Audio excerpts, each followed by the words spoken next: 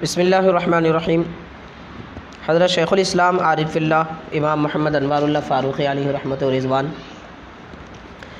صوم داودی کا اہتمام فرمایا کرتے تھے۔ صوم داودی یعنی حضرت داؤد علیہ السلام کے طرز اور طریقے کا روزہ۔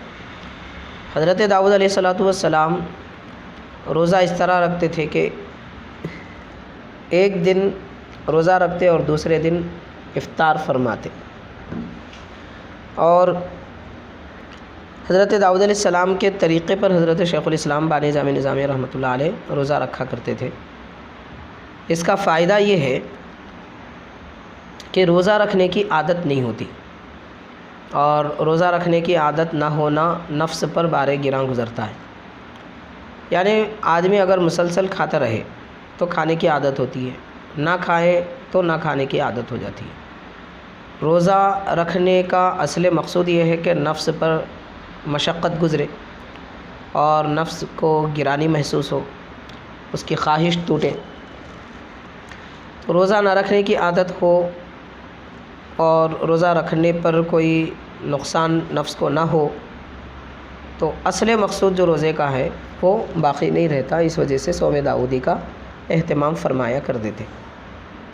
آپ سے پوچھا گیا حضرت شیخ الاسلام بانی جامع رحمۃ اللہ علیہ سے کہ آپ روزوں کا اہتمام زیادہ فرماتے ہیں، کثرت سے فرماتے ہیں، اس کی کیا وجہ ہے؟ تو آپ ارشاد فرماتے ہیں روزہ ایک ایسی عبادت ہے کہ اس عبادت میں دیگر اور نیک اعمال اور عبادتیں بھی کی جا سکتی ہیں۔ جیسے ہم روزے سے ہیں تو روزہ بھی رکھیں گے، تعلیم بھی دیں گے، تدریس بھی کریں گے، روزہ بھی رکھیں گے، کتابوں کا مطالعہ بھی کریں گے، روزہ بھی رکھیں گے تو نماز بھی پڑھ سکیں گے، اور روزے کے ساتھ میں جنازے میں شرکت بھی ہوگی۔ روزہ یہ عبادت انجام دیتے ہوئے بھی کسی کا بوجھ اٹھایا جا سکے گا، کسی کی مدد کی جا سکے گی، باقی سارے نیک اعمال بھی روزے کی حالت میں کیے جا سکتے ہیں۔ گویا کہ روزہ ایسی عبادت ہے کہ جس کے انجام دیتے ہوئے دیگر عبادتیں اور اعمال صالحہ بھی کیے جا سکتے ہیں۔ اس کے برخلاف مثال کے طور پر اگر تو نماز پڑھنے والا اگرچہ کہ روزے دار بھی نماز میں ہو تو نماز اور روزہ دونوں بھی عبادتیں ہو جاتی ہیں، مگر وہ نماز پڑھتے ہوئے کسی کے جنازے میں شریک نہیں ہوگا، نماز پڑھتے ہوئے کسی غریب کی مدد نہ کر سکے گا، نماز پڑھتے ہوئے کسی کا بوجھ نہ اٹھا سکے گا، نماز پڑھتے ہوئے وہ کسی کی تدریس نہیں کر سکے گا۔